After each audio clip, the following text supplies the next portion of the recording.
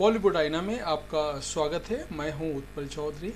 आज हम बात करेंगे सोनी लिव पे एक नया वेब सीरीज आज चालू हुआ है, स्कैम 2003 यानी स्कैम 2003। उसका रिव्यू करेंगे, तो आइए शुरू करते हैं। स्कैम 1992 के बाद हंसल मेहता स्कैम 2003 लेकर हाजिर हो चुके हैं।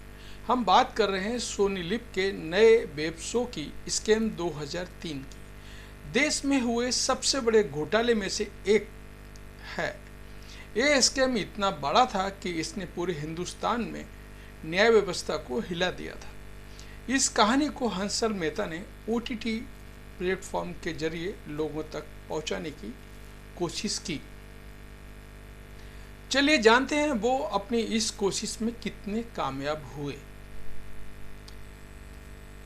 कहानी मैं आपको बताता हूँ स्कैम 2003 की क्या है। स्कैम 2003 कहानी है कर्नाटक के एक मिडिल क्लास फैमिली में पैदा हुए अब्दुल करीम तेलगी की, जो किरदार निभाया है गगन देव रियार। तेलगी के पिता इंडियन रेलवे में कर्मचारी थे।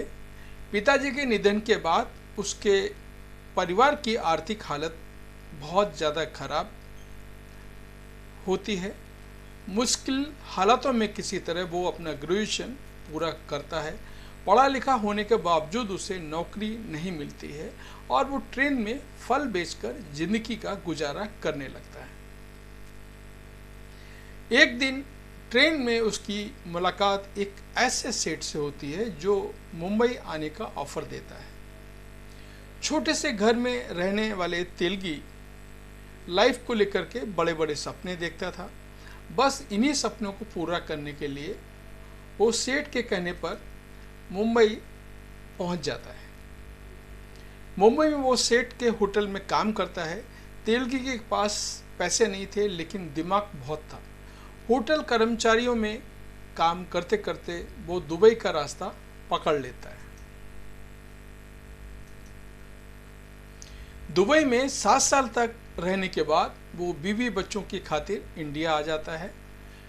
हिंदुस्तान आने के बाद तेलगी फर्जी कागजात पर युवकों को दुबई भेजने का काम करता था, पर पकड़ा जाता है। जेल पहुंचने पर उसकी मुलाकात ऐसे अपराधी से होती है जो उसी तरह खुरापाती है। दोनों जेल से बाहर आने के बाद फेक स्टैम्प पेपर्स बेचने का काम शुरू करते हैं।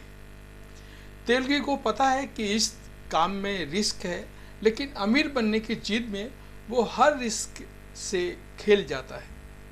हालांकि कोई भी बिजनेस सरकारी कर्मचारी और नेताओं के बिना बड़ा नहीं होता है। तेलगी भी अपने धंधे में इन दोनों की मदद लेता है और आगे बढ़ाता है। बस पूरी कहानी जान लोगे क्या?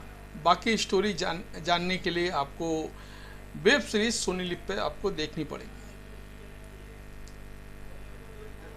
स्कैम 2003 में 10 एपिसोड हैं। अभी सिर्फ 5 एपिसोड स्ट्रीम हुए हैं। बाकी के 5 एपिसोड नवंबर में रिलीज होंगे। इन एपिसोड को देखने के बाद इतना कहा जा सकता है कि ये सीरीज उन वेब शो में से है जिसे मिस नहीं करना चाहिए। एक गरीब इंसान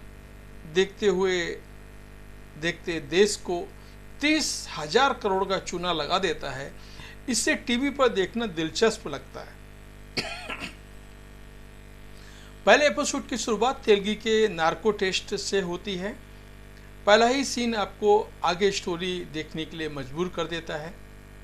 जब स्कैम 2003 का ट्रेलर रिलीज हुआ था, तब हर किसी के मन में यही सवाल था कि इस स्टोरी में हंसल मेहता कितनी गहराई तक जाकर काम करेंगे।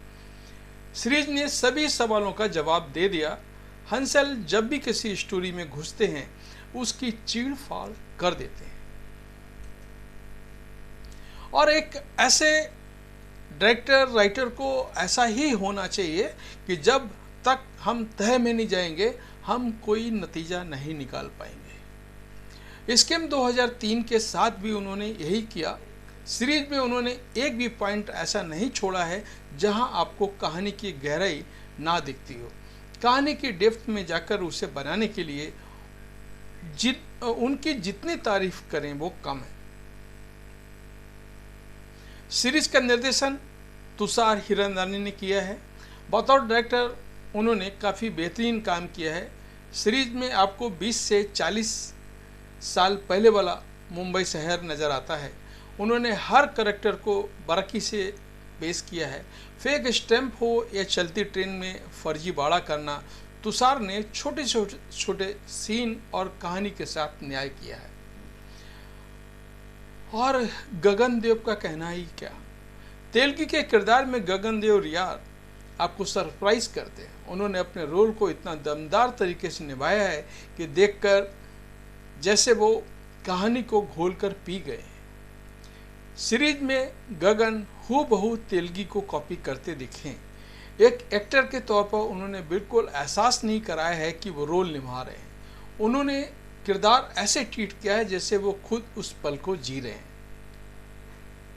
अगर आपको रियल लाइफ थ्रिलर स्टोरी देखना चाहते हैं तो तेलगी की कहानी आपको पसंद आएगी। मेरे हिसाब से ये वेब सीरीज़ बहुत अच्छी है। हर बंदे को देखना चाहिए कि हमारे देश में किस तरह लोगों ने लूटा है, चाहे वो हर्षद मेहता हो, चाहे अब्दुल करीम तेलगी हो या मुदड़ा घोटाला हो। इस पे अभी तक कोई भी वेब सीरीज़, कोई भी पिक्चर नहीं बनी है। और अगर बनेगी तो मुद्रा घोटाला भी इससे बड़ा घोटाला है। इसमें बहुत सारे पॉलिटिशियन भी शामिल हैं। तो ये था हमारा आज का रिव्यू। आपको कैसा लगा आप कमेंट करके बताएं। धन्यवाद।